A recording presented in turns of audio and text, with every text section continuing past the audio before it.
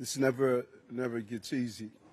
I always go back to the beginning of my role as mayor in Harlem Hospital, where Officer Mora and Rivera were assassinated. I remember watching their family members enter the hospital in a loud yell of, "No, God, please tell me it's not true." And I thought about that today when the notification came over from the police commissioner that we had a number of shots fired, and we're still unraveling what took place. And our hearts are heavy. 5 innocent people shot tonight. We lost 4 souls to another senseless act of gun violence, including a member of the New York City Police Department, Officer Islam. He served in the 47th Precinct. He was just 36 years old and a 3.5-year veteran of the department. He was doing what he does best, and all members of the police department carry out. He was saving lives. He was protecting New Yorkers. He's an immigrant from Bangladesh, and he loved this city. And everyone we spoke with stated he was a person of faith and a person that believed in God and believed in living out the life of a godly person. He embodies what this city is all about. He's a true blue New Yorker, not only in the uniform he wore, but in his spirit and energy of loving this city. And early tonight, I met with the officer's family. I told them that he was a hero, and we admire him for putting his life on the line.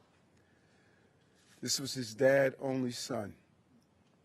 I think about Jordan, my child, and it's unimaginable to experience a loss of this magnitude.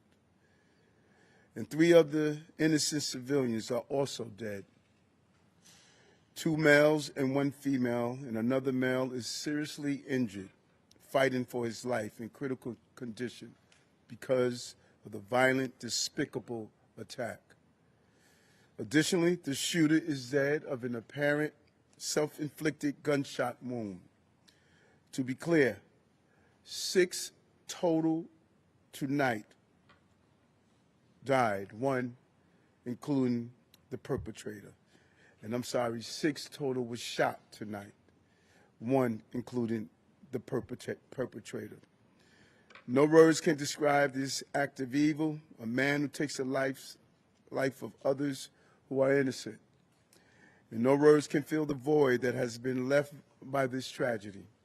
Our hearts break for the families and friends of the victims. We pray for the swift and safe recovery of the injured. The horrific crime reminds us all how easy it is to gain access to a gun. Gun violence has scarred so many neighbors and ripped apart too many families across this entire country. And we will continue the fight to do all we can to protect our city. But tonight we mourn for those who were killed, and we pray for the families as they go through this painful moment. And as I stated, 5 innocent people were shot, and the perpetrator was shot. We will continue to do what we do as a city, and that's fight to protect innocent New Yorkers. At this time, I'm going to turn it over to the Police Commissioner of the City of New York, Commissioner Tisch. Thank you, sir. The information that I'm about to provide is preliminary and subject to change. At 6:28 p.m., the 911 call center started receiving multiple 911 calls for an active shooter inside of 345 Park Avenue at 52nd Street in Manhattan. What happened next is under an active investigation, and details are still coming in, but here's what we know so far. Surveillance video shows a male exit a double-parked black BMW on Park Avenue between 51st and 52nd Streets, carrying an M4 rifle in his right hand. He walks towards the building's entrance. That individual was seen exiting the BMW alone. The building's security camera footage shows the shooter enter the lobby, turn right, and immediately open fire on an NYPD officer. He then shoots a woman who took cover behind a pillar and proceeds through the lobby, spraying it with gunfire. He makes his way to the elevator bank, where he shoots a security guard who was taking cover behind the security desk. One additional male is shot in the lobby, per his own statement from the hospital. The shooter then calls the elevator, which opens in the lobby. A female exits that elevator, and he allows her to walk past him unharmed. He goes up to the 33rd floor, which is route and management, and begins to walk the floor, firing rounds as he traveled. One person was struck and killed on that floor. He then proceeds down a hallway and shoots himself in the chest. In total, we have 5 victims shot, our officer and 4 other innocent civilians, plus the shooter. The shooter is believed to be Shane Tamora, a 27-year-old male with a Las Vegas address. The vehicle he exited is registered in Nevada to Mr. Tamora. Inside of that vehicle, officers found a rifle case with rounds, a loaded revolver, ammunition, and magazines, a backpack, and medication prescribed to Mr. Tamora. The vehicle was searched by our bomb squad and found to be clear of any explosives. The initial investigation shows that Mr. Tamora's vehicle traveled cross-country through Colorado on July 26th, then Nebraska and Iowa on July 27th, and then in Columbia, New Jersey as recently as 4:24 p.m. today. The vehicle entered New York City shortly thereafter. According to our law enforcement partners in Las Vegas, Mr. Tamora has a documented mental health history. His motives are still under investigation, and we are working to understand why he targeted this particular location. 345 Park Avenue is a commercial office building whose tenants include the NFL, Root and Management, KPMG, and Blackstone. At this time, 4 of the 5 victims are deceased, including our NYPD cop. Our officer was transported here to New York Presbyterian along with 1 male civilian, the lone shooting survivor, who is in critical but stable condition at this time. 2 other civilians, 1 male and 1 female, both deceased, were brought to Bellevue. The 4th civilian is a female who was found dead on the 33rd floor of the location. Additionally, there are 4 other victims being treated for minor injuries sustained in their attempts to flee the scene. Victims' names are being withheld at this time, pending family notification. Officers from our Special Operations Division are currently conducting a secondary sweep of the entire building. I want to be very clear. We believe this to be a lone shooter, and there is no longer an active threat to the public.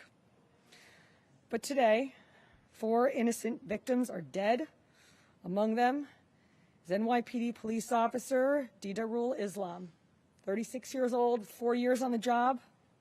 Officer Islam was married with 2 young boys, and his wife is pregnant with their 3rd child. He's assigned to the 4-7 precinct in the Bronx. He was doing the job that we asked him to do. He put himself in harm's way. He made the ultimate sacrifice, shot in cold blood, wearing a uniform that stood for the promise that he made to this city. He died as he lived, a hero. I want to extend my profound sympathies to all of the victims and their families, and to the brave NYPD cops who today lost a brother. There are still many questions that we have to answer, and we will answer them. But for now, our city is in mourning for the innocent lives lost. May their memories be a blessing. Pat.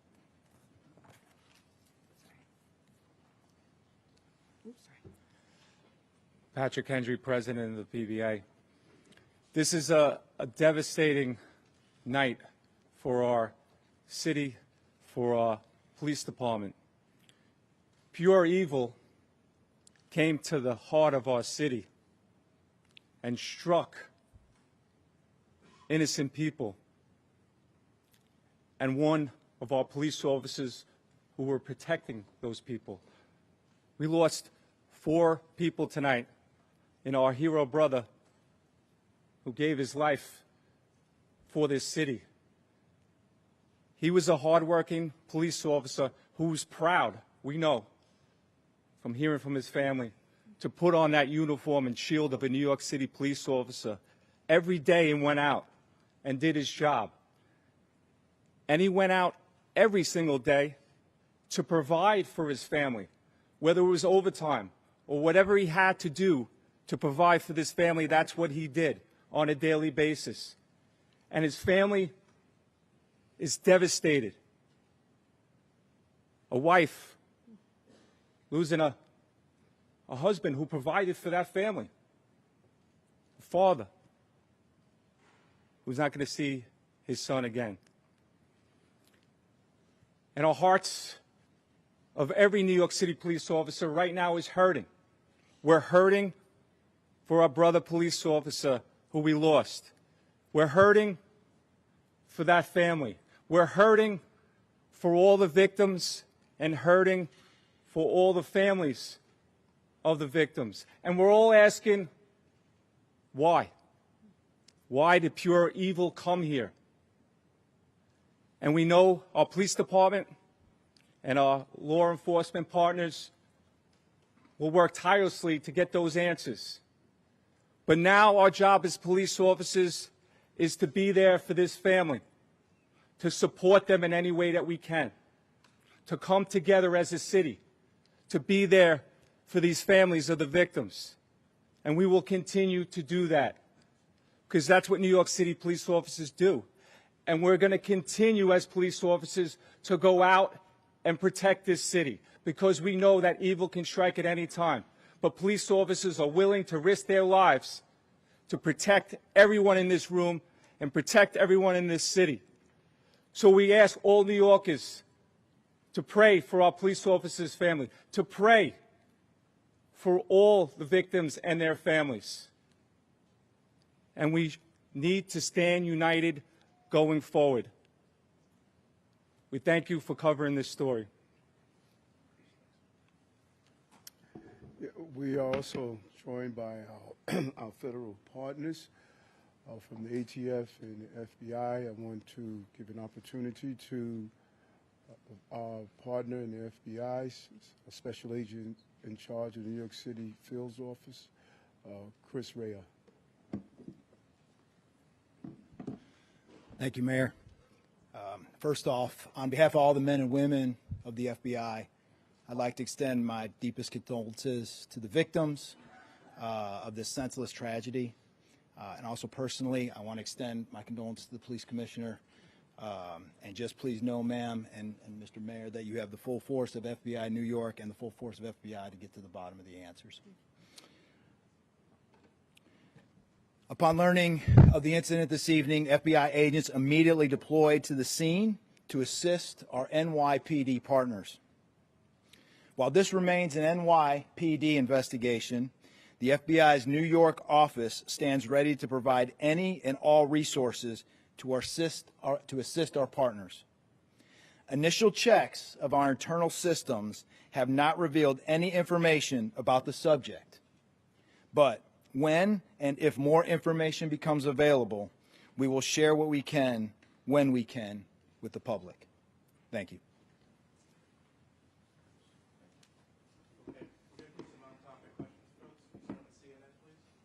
Just a quick question about the police officer. When he was standing in the lobby, did he have a chance to fire his weapon at the shooter, or was it completely ambushed? And also, when the shooter got to the floor, approximately how many people were on that floor, and what were they doing? All of this information is under active investigation. Videos are being reviewed, and as this investigation continues to unfold, we'll be able to answer those questions. But right now, it's an active investigation. Commissioner,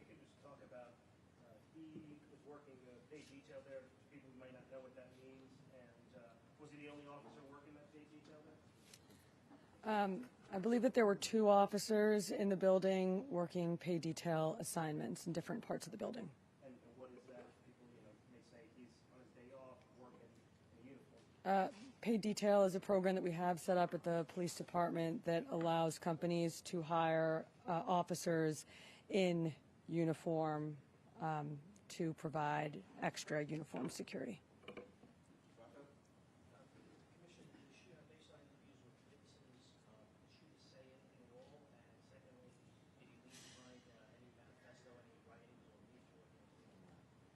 leaflets? I already described what we found in the vehicle, and it's too early in the investigation to discuss anything more.